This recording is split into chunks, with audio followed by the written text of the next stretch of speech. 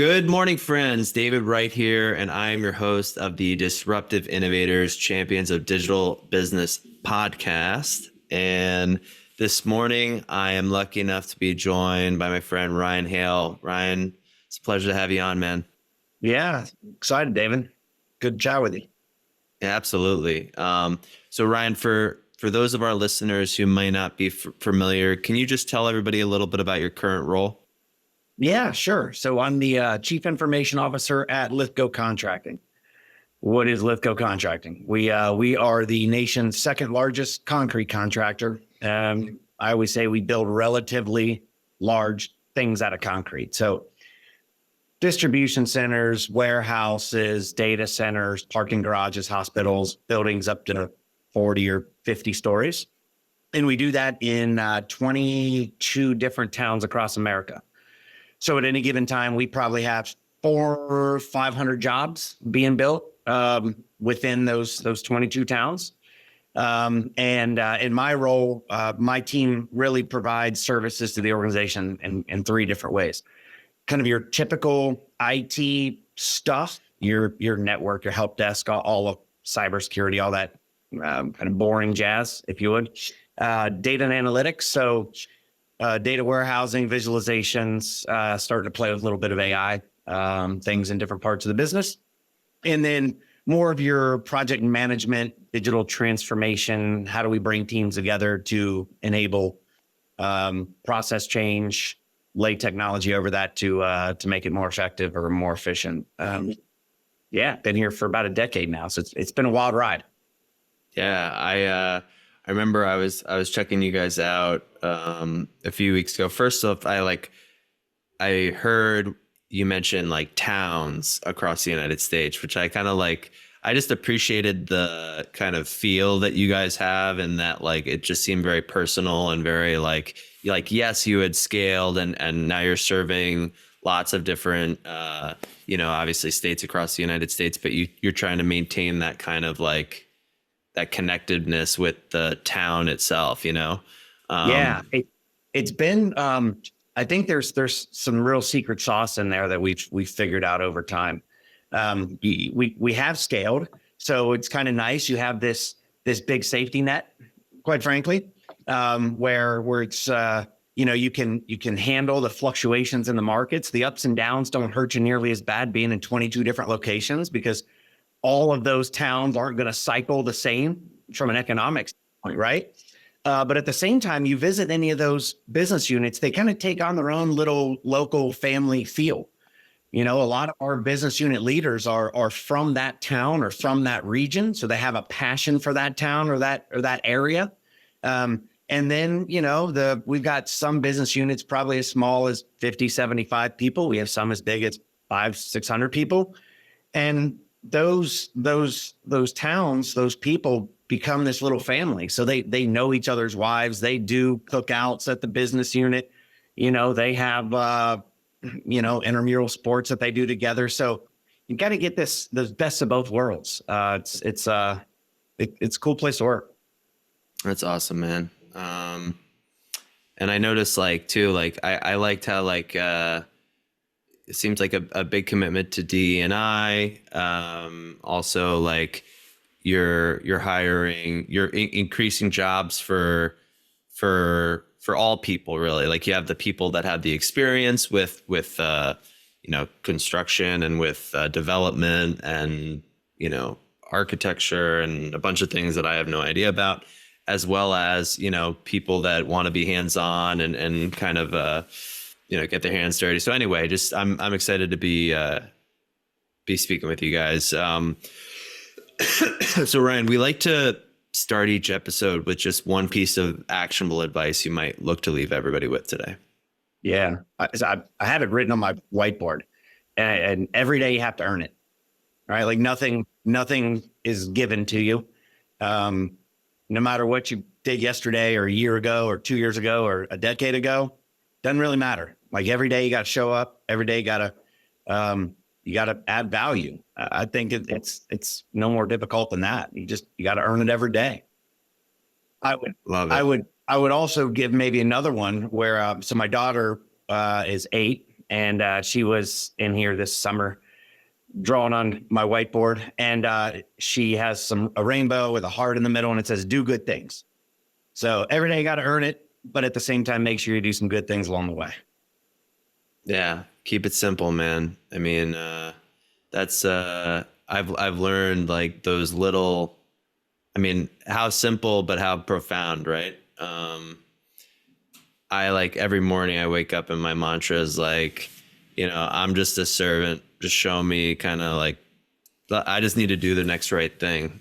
That's, if I keep it as simple as that, I'm gonna do all right. So, great way to start the episode. So Ryan, I want to talk about the work you guys are doing at Lithko and dig into that. But before we do, I just want to learn and share with our audience a little bit just more about you as an executive. I think you're at L3 for a while, and I think you're a legacy consultant like myself, right? But so maybe you could just tell everybody a little bit about kind of how you started out and then how you got to be kind of the CIO that you are today. Yeah. Born and raised here in the Midwest. So a lot of those good Midwest values of work ethic and be kind to people, continually learn, be humble, all of those things. I think my parents rooted in me fairly well. So I kind of start with that foundation, I would say. But after school and such, did a decade or so in professional services and consulting. I wouldn't trade that experience for anything in the world, right? I always tell young folks that are coming into the workforce, and like, even if you just spend 2 or 3 or 4 years in the consulting world, you will see more in those 4 years than many people see in a decade or 2 decades of their career, right? It's just a fast-paced environment where you're being thrown into so many different situations, whether it be problem-solving situations or presentations where you're telling a story and taking people on a journey of where they are versus where they need to go. Develop great interpersonal skills that you'll have the rest of your career and you can build on. But eventually, after a decade, the travel constraint and the travel component of that became pretty intense. I met my wife in an airport, for God's sake, right? Which was just kind of a perfect way of putting a bow on my consulting career. That's cool though. That's kind of like it feels like the beginning of like a rom-com or something like that. Yeah, it was. Back in those days when you were traveling, you didn't have all the crazy Delta app or whatever now. So when your flight got canceled, you lined up in line, right? You got in the queue and you sat there until they told you how long you were going to be there and what your next flight was. And she was coming to Cincinnati for a conference. I was flying home to Cincinnati, and flight got canceled, 8-hour wait kind of deal. We happened to line up, and there was a few of us there. We're like, well, what are we going to do for 8 hours? We might as well go get a drink and have a bite to eat. And a couple of years later, everything. Wow. They say pretty wild. So yeah, that's a little super bit of cool. And it's interesting just because I've found there's like this psychological phenomenon that occurs when people are delayed for a flight. Yes, it's like that people bond over that. Like there's like a level of camaraderie in commiserating about your situation. And it's like we're all hosts. We might as well make the best out of it. Right. Exactly. So anyway, I digress. That's super cool. No. So a decade there, had needed to get off the road. Had an opportunity here locally with L3 Communications. So I went from consulting to L3, which engineers and manufactures pretty high technology components that go in a bunch of different things, whether it be satellites or submarines or UAVs or whatever. And was there for a couple of years. And then I got a random call from an executive recruiter, said, "Hey, I've got this opportunity in concrete construction." And Steve was the guy's name. And I'm like, "Steve, I don't know shit about concrete construction. Like, you clearly are the wrong guy, right?" So joined L3 a little over a decade ago now. And it's been a wild ride. We in that decade, we were maybe $300 million in revenue or something when I joined, and this year we'll clock in around 1.7, 1.8 billion. So Wow. 6 revenue growth in a decade. It has been it's been a wild ride as we figured out how to scale, and still are trying to figure out how to scale. So it's been fun. Super cool. I mean, I totally agree with the advice to people about the consulting, right? I think it's just a great opportunity. Learn so much about, or I should say, I learned so much about myself, about, different people around the United States, now globally, different types of companies. So invaluable experience. And what would you say, either along the consulting journey or now being at Lithko for 10 years, has been one of the more important kind of lessons that you learned along your journey? And it could be personal, professional, or otherwise. Yeah, I think the biggest thing I've learned is just continue to learn, right? Like I'm in a seat that helps this organization figure out digital transformation stuff, how to scale with technology, those kind of things.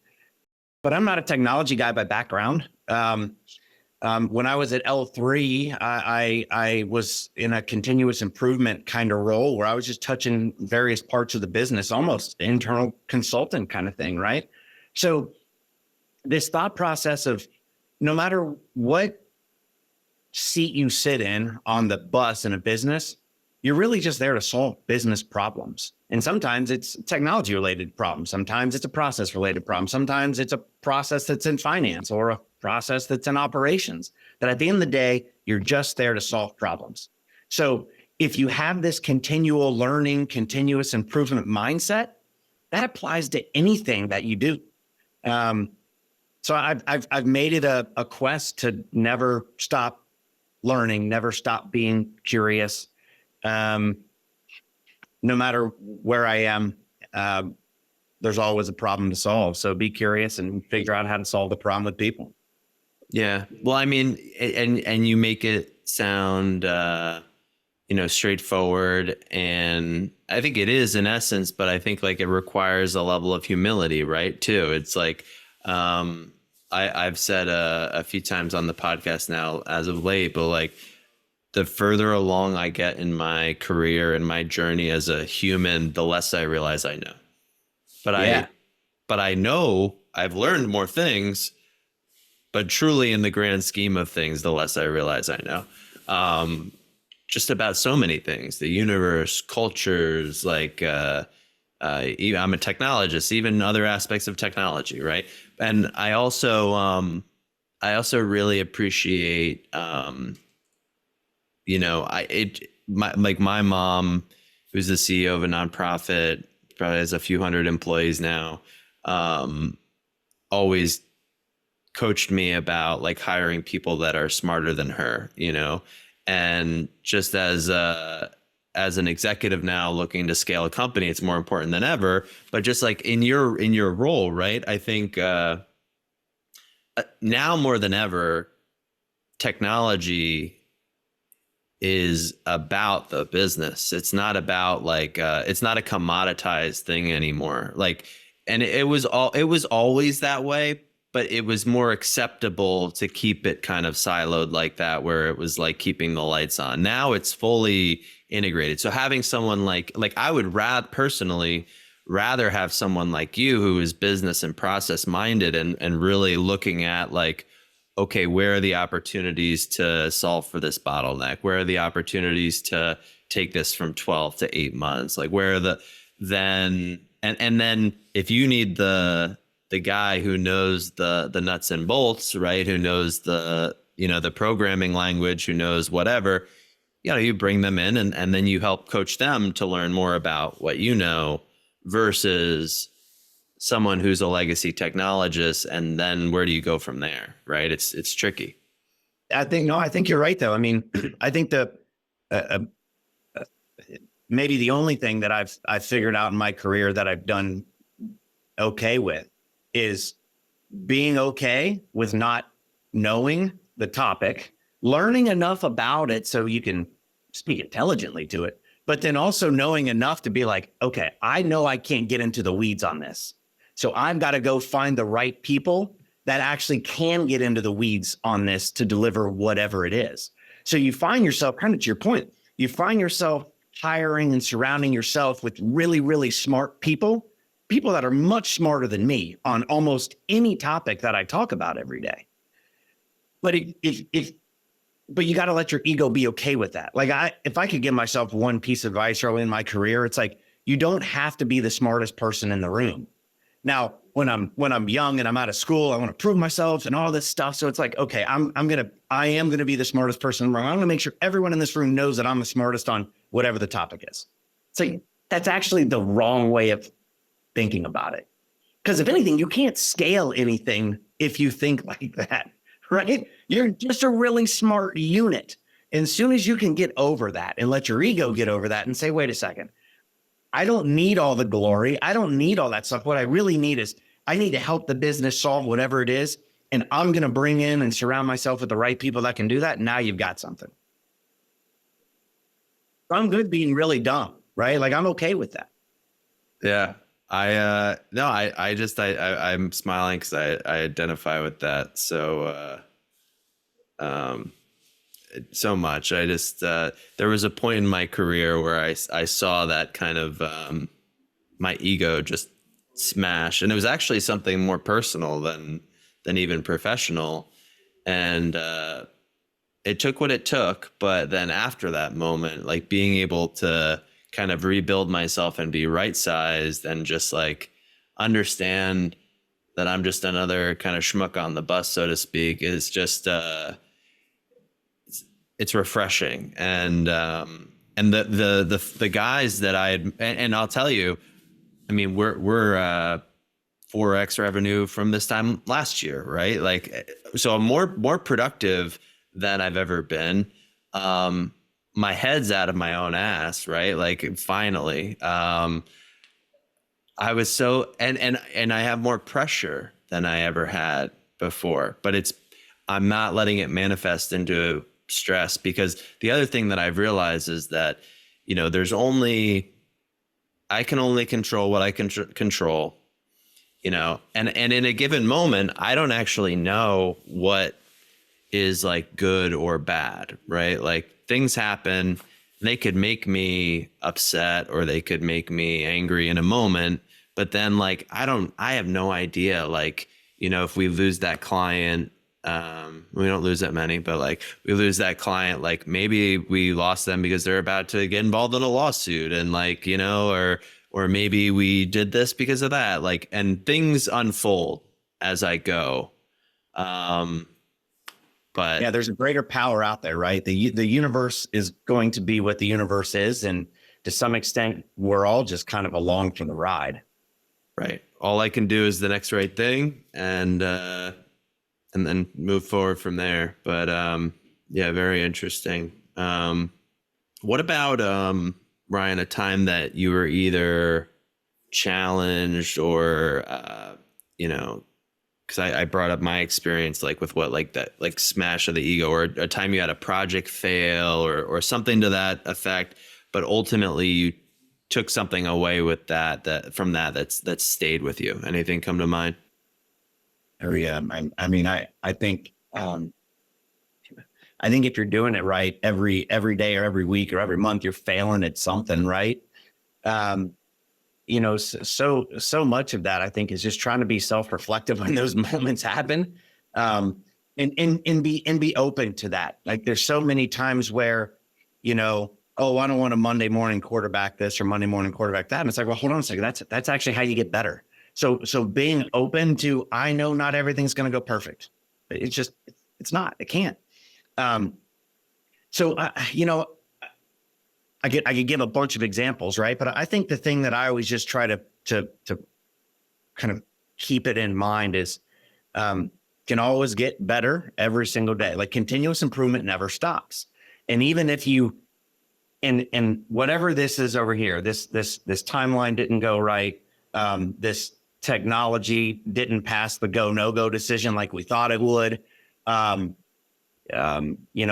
outcome of what we thought was going to be wasn't, because we missed a bunch of requirements. Like, okay, got it. Well, what did we learn from that? And what are we going to do different tomorrow? Or what are we going to do different next time? Is almost all you can do. Continually learning, right? It comes back to exactly what we talked about earlier. It's just always seeking to be better today than was yesterday, right? I don't think any more complicated than that. Yeah, no, 100%. I just had we were headed to the airport yesterday, myself and a colleague of mine, and I was talking to her about how all that I could ask of someone on my team, or another human in general for that matter, is to be open to continually just trying to do a little bit better each day, right? Because we all have our flaws. We're all going to make mistakes. And to create in my experience, to create a culture of innovation and continuous improvement for that matter, I have to welcome the mistakes, not make people feel like, oh shit, what am I going to do? You know what I mean? Like, and obviously we want to measure twice, cut once. We want to avoid mistakes if possible, but they're going to happen. And it's like, what do you do with it from there? Right. Yeah. I think, the self-reflective part for me in that is, with that mindset of I can always be better tomorrow than I was today. Some people find like, well, then that means we're not actually celebrating what we just did. Because even when things go right, it's like, okay, we're right. Now what could have gone better? And what could have gone better? And what could have gone better? So like trying to find those times to say, actually, yeah, what we just did was pretty damn good. Right. And then me, myself pausing from saying, okay, but what could we do better? Like just not everyone is built to always do better the next day and the next day and next day. And remembering like that's almost, it can almost be a personality flaw, quite frankly. Interesting. Right. Because you don't find yourself sitting and enjoying what you did. You're just on to the next and on to the next and on to the next and on to the next. And sometimes it's like, maybe I just need to take a breath and relax and look back and say, hey, we have done some neat stuff. We just did something cool. Yeah. We're like, okay, on to the next. Now, what are we doing tomorrow? Right. Or what are we doing today that I don't know. So I think it is a bit of a double-edged sword. Yeah. No, that's really insightful. And it's good for me to hear in this moment too, because, our team has been doing such a good job, right? Like like I said, revenue's up. We have new accounts, some amazing logos. And oftentimes I'm kind of on to the next, or asking that same question you're just mentioning. And like, for me, what is like, I have to be mindful about being present in the moment, and like kind of recognize like, yeah, we can celebrate this for a moment. I like kind of what you said, like the pause, kind of just slow down for a second. And for me personally, I find myself doing, so my wife and I have an 8-year-old daughter and a 10-year-old son. And I find myself doing it at home all the time as well, right? Like they're both very competitive. They both play sports, and, Evelyn will score a goal or something, game's over. She's all excited, score a goal. And we want to celebrate it with her. But I find myself saying, yes, but you could have had 2 more if, right? And I'm like, what am I doing? What am I doing? We're talking about an 8-year-old soccer game here, right? Like, just let her have her moment and have fun with the fact that she scored a goal, not that she put another one wide and fumbled over what could have been a third, right? So yeah. It's a blessing and a curse to some extent. Yeah. And I think that's like the consultant in us too, like can breed that, like there's a lot of benefits to it. Like, and I think one of the things I think I forgot to mention before too, is like the, being like, as a consultant, like you're almost always flying a little over your skis, like to be candid, right? Like it's even as an associate but as a senior consultant, like it's your responsibility to go like figure it out. Like there's a lot of situations where you personally probably don't have the right answer, right? So like, and now you're going to be responsible for being the mouthpiece and like, telling them the answer, but like you got to just go figure it out. Yeah. There's a lot of that, right? If the answer was clear, it would have already been solved, right? They would have already done it. They'd already changed it. So as a consultant, when you get called in, you're usually getting called in on fairly complex things where you're exactly right. There is no clear-cut answer. You don't just go over here and pull the book off the shelf and say, "Hey, here's the book," right? Or you're creating it yourself.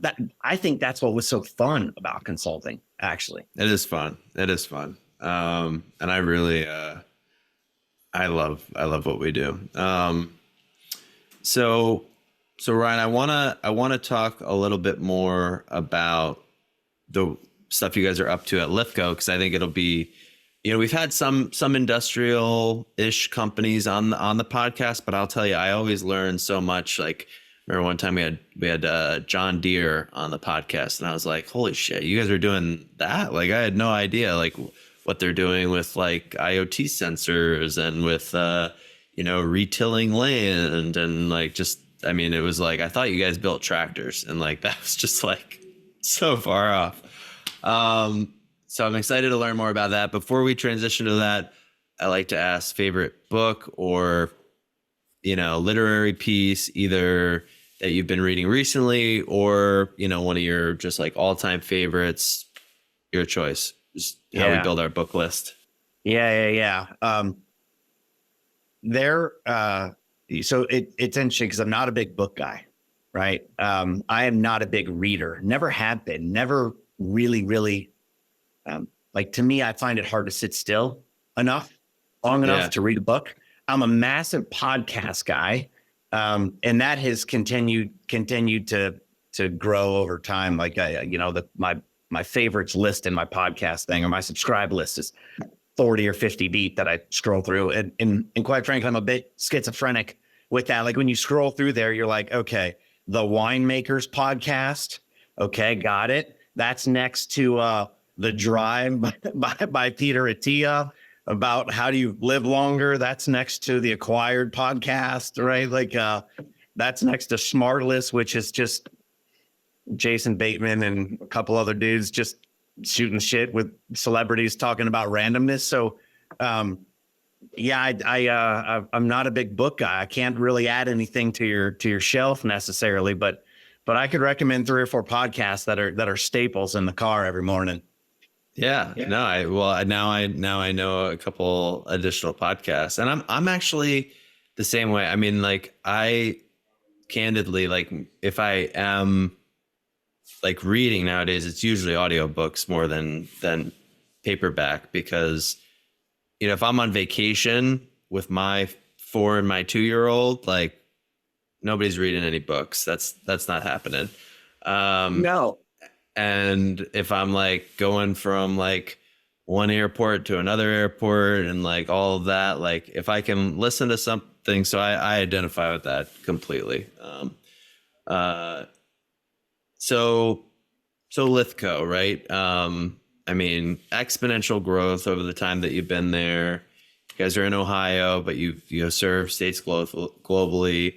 Talk to us a little bit about your vision for IT and technology as it's derived from kind of the overall mission of Lithko, and maybe some of the key initiatives you guys are working on right now. Yeah.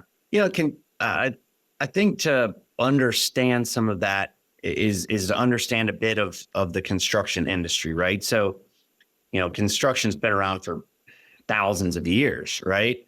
And it's obviously very manual trade for the most part. We've got 55, maybe 5,500, 6,000 coworkers, something like that, of which, I don't know, 5,200, 5,300 are out on job sites every day, planning and executing jobs, swinging hammers, right? Doing manual work in the hot and the cold and the wet in the snow, all that stuff, right? So we say we have 22 locations, but we've got 500 jobs that have job trailers scattered across those 22 locations. So, and the interesting part about that is we may be on a job site for 3 months, we may be there for 12 months, but that job trailer is moving within a year. So you have 500 sites that are constantly kind of popping up and going away and popping up and going away. So when we think about technology solutions to support that, you have to be they have to be extremely flexible and scalable, obviously, when you're talking about that many locations and that many places. Right. Also, the construction coworker that we would have on a scale of uber technology savvy to not technology savvy, they would certainly fall towards the not as technology savvy spectrum than, I work at Google or Meta or whatever, right? Very technology savvy. They don't sit in front of a computer all day. Now they may have an iPad on the job site because they're looking at drawings and that kind of thing, but they're out and about, right? And just the type of individual that tends to gravitate toward construction, there are a bit of no nonsense kind of folks, right? So coloring things in flowery language isn't typically going to be well received, right? So the dynamics of that means that whatever technology solutions we bring to our folks, they have to be nimble, scalable, flexible, very easy to consume, and just make sense, right? Like there's not going to be the bullshit meter is very low, right?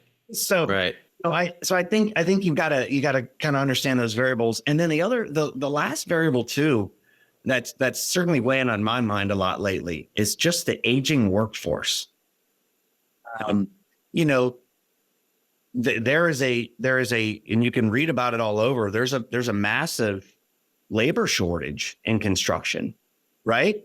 At baseline. And then when you look at the pool that you have then of individuals that are in these trades, 30+% of them are over 50 or over 55, right? So you got to look and start saying, well, within a decade, you're going to lose 30% of your workforce. And that 30% of the workforce, they don't sit behind a desk. So like writing down specifically what they do isn't what they do. A lot of the knowledge is up here, right? They've learned that knowledge by building buildings, by trial and error, right? I think it was Nick Saban that said football players get better by playing football, right? It's the same thing with in construction. You get better building buildings by building buildings. And it's not all very well documented all the time. It is between the ears. So when I look at all those variables, we're like, well, we've got to figure out how to not only deliver easy technology to the fingertips of folks with the right information and the right way they would want to consume it at the right time in this very, very, very dynamic situation they're in on a job site, where if it rained the day before, okay, well, that completely changes my plan today, right? Or it's going to rain this afternoon, so that could change my plan this morning. But we've got to figure out how to give those solutions to folks that are going to have less experience. But we've got to figure out a way to do it that makes them 10 or 15 or 20 years more experience than they really are, because a lot of the experience is getting ready to walk out the door. Yeah. It's kind of a fascinating set of variables that we're playing with right now. Well, it's funny because I was having this some folks from a company. Have you ever heard of Flowserve? They're like they do like flow management and global infrastructure, but it's another industrial-ish type of company. A lot of similar, and it's not unique to industrial companies either. Like the baby boomer kind of population that is now retiring and will continue to retire over the next 5, however many years. is leading to labor shortages in a number of different industries. And the impact on knowledge management, right, is not insignificant, right? Because a lot of this institutional knowledge, or even like the knowledge you're speaking to, isn't even necessarily institutional. It's like, I mean, it's real, like like work, like how to do the work, right? I guess so. That's all just to say that, like, I think the tools that we're seeing now in generative AI and some of these newer large language models, the impact that it'll have on quickly getting a handle on this knowledge. I mean, it's going to really help a lot of different types of companies. So I'm grateful that that all this is happening, because something that would have otherwise taken years, right, to document and index and appropriately, query, we should now be able to do in 6 months, the amount of time it takes somebody to dictate all of that. Right. Yeah, I think that's right. And not only would have taken years, would have taken millions. Right? Would have taken millions of dollars. And in this, just like many industries, construction is a very low overhead kind of business, right? So there's no way I would have been able to find millions of dollars to solve this problem. So I'm with you. I'm really hoping that some of these generative AI tools that are easy to interact with, that are easy to use, is a big piece of the solution for us, I think, right? I mean, we've got structured data. We have ones and zeros, dollars and cents, safety incidents. We have loads of data all over this business. Probably better than most in the construction industry, I'll say. Like, it is a core competency of ours. It is part of what we do. We are a very data-driven organization. I think the challenge for us is taking all that data and turning it into actionable information. I'm not sure we do that great right now. We have a lot of visualizations. We have a lot of reports that are good at kind of telling a history lesson at the end of the day, right? It tells you what has happened, right? I think for us, well, we've got to figure out how to unlock, given some of the variables I mentioned and given this aging workforce that's going to leave this massive experience gap, is if we can take a lot of this data we have and we could use some data science-y, fancy math kind of stuff to say, okay, historically, when this has been seen on a job site, or this is happening on a job site, or we're working in conditions like this, then typically this has happened over time. There's been a 400% chance in injuries if we're working on work that looks like this or whatever. I think that's good. And that's a step we have to take. But if we can then say, if we see this, this tends to happen. And oh, by the way, over here in all this unstructured data we have, here is a way to solve it. Here is a potential best practice to use. Here is a process to use. Here is photos of what bad looks like and what right looks like. Or here is a short video clip to say, when we saw this last, here was the root cause. Therefore, here's what you should plan to not do. Like, if we can make that connection, qualitative data, quantitative data, bring them together at the right time to the right person, then we're cooking with gas. And these Gen AI tools, I think, will help enable that in a much more inexpensive way than if I had to, a decade ago, hire an army of data scientists and developers, because it would never happen. Not in this industry. Yeah, no, 100%. Not in a lot of them. So, yeah, crazy. What would you say are some of your biggest? I mean, we kind of talked about some of the challenges that you guys are experiencing as a business. Obviously, you've had a lot of success in recent months. But any other challenges you might mention that you guys are going through right now? Yeah, with this much growth that we've had in a relatively short amount of time, we find ourselves trying to go back and kind of plug the gaps that have inevitably been made just by the continual 20, 30% year over year growth, right? So like, hey, don't get me wrong. That's a blessed problem to have. We've been very blessed or lucky or both to continue to do that over time like we have. But man, oh man, it leaves real gaps in the organization. It leaves real gaps in your processes that as you've added organizational complexity, the processes haven't been kept up as maybe they should. They haven't been improved like they should. They haven't been re-engineered maybe like they should. So we're trying to fix all of that while also still saying like we don't see ourselves slowing down. We continue to see more towns that our business model would fit very well in, whether we greenfield them or we acquire into them.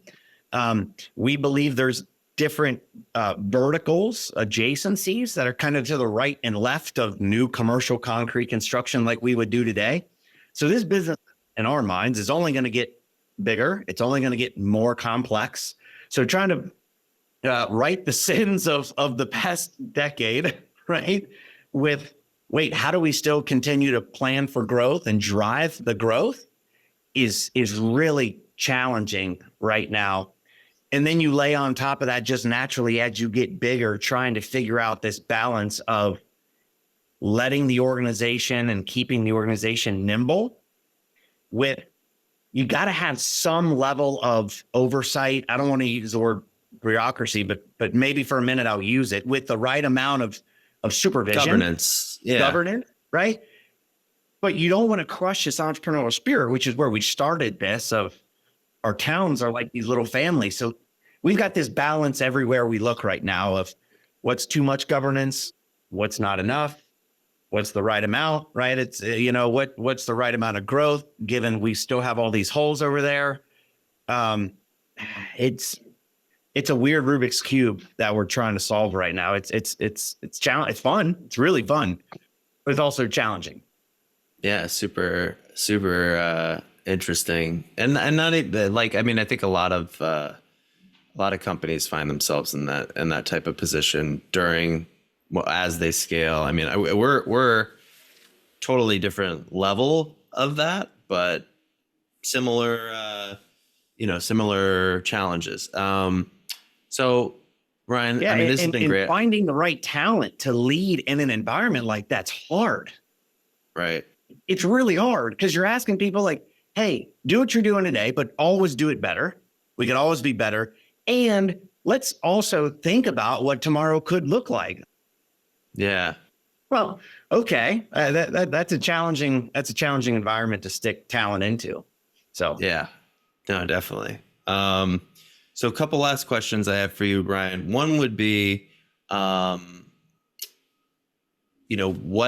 are some of the most exciting kind of technologies that you guys are working on right now, or that you have on your roadmap, or where do you see this industry, like the concrete industry, going in the future? What do you think will be some of the biggest changes as time passes? Yeah. And this study's a few years old, right? But McKinsey, I think it was, released a study of technology adoption across 30 different industry kind of silos, banking or healthcare or whatever. And out of the 30-ish that they ranked, construction was second from the bottom, only to agriculture. So it sounds like I should talk to the person you chatted with at John Deere. We could share some war stories, right? But the point there is, there's a lot of technology adoption, I think, that's going to be in the future. If anything, going to have to become more effective and efficient, given that 30% of the workforce is getting ready to retire the next decade, right?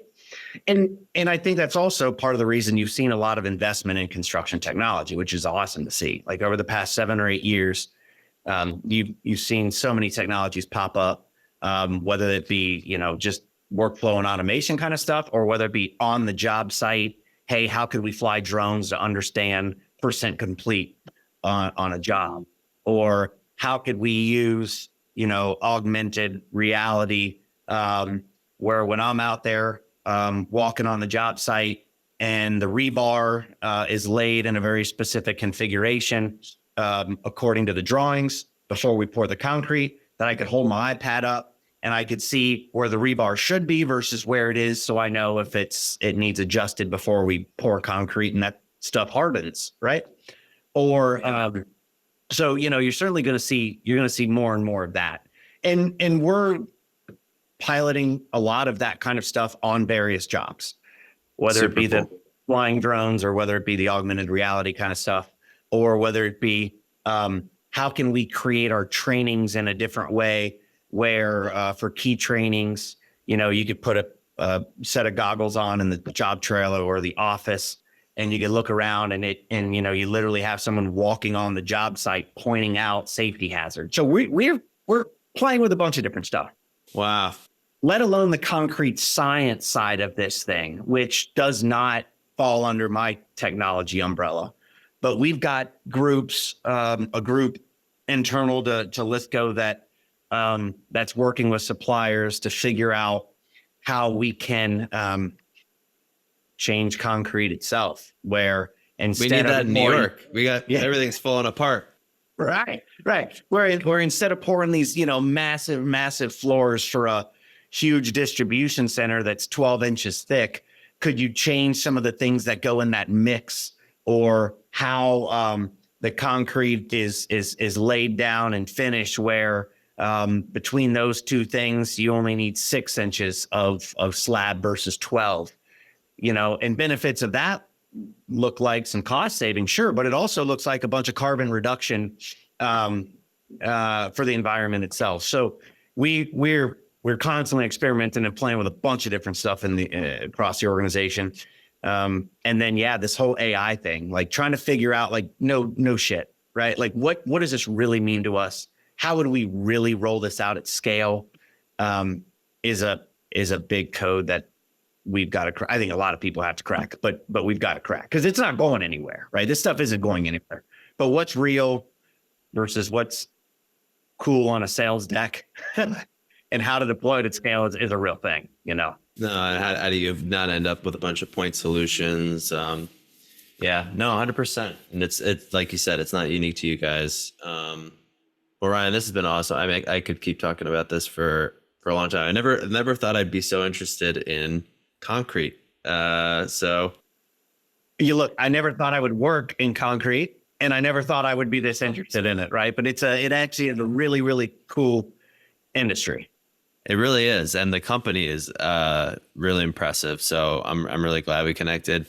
It's funny, Ryan. I usually ask, if you can go back 5, 10, 15 years in time, what advice would you give your younger self? You did throw something out earlier, so I would ask you to either remind our listeners what you said earlier, or if you had another piece of advice that you would give your younger self, what would you offer? Yeah. I think what I threw out earlier is you don't have to be the smartest person in the room.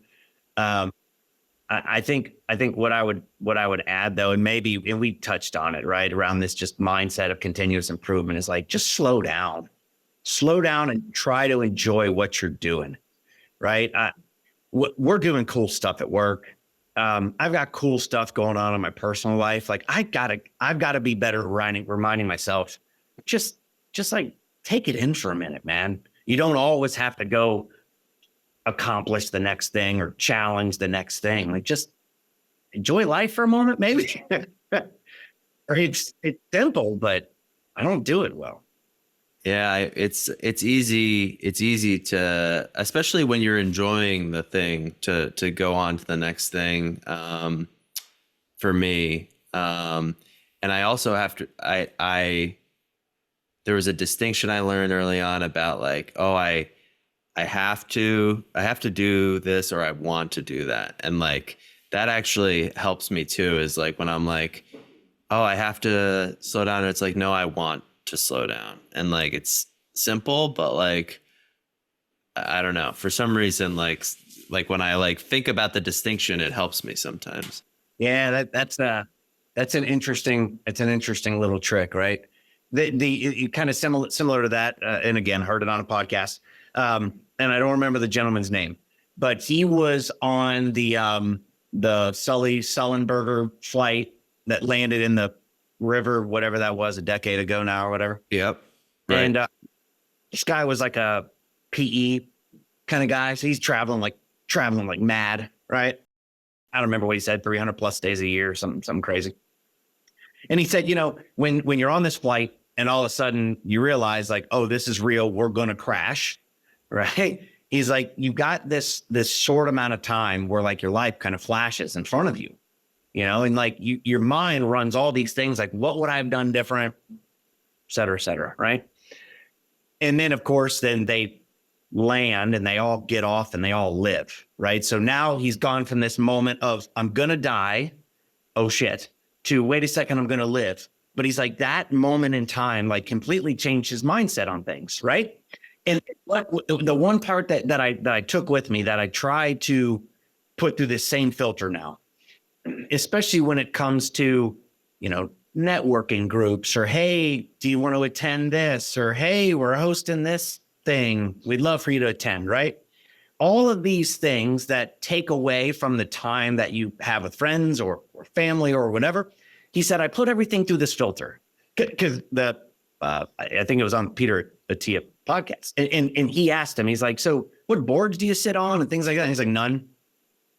It was like this record scratch moment, right? Like, wait, none? He's like, yeah, none. I don't sit on any. He's like, because everything that I say yes to, I'm saying no to something else. Yeah.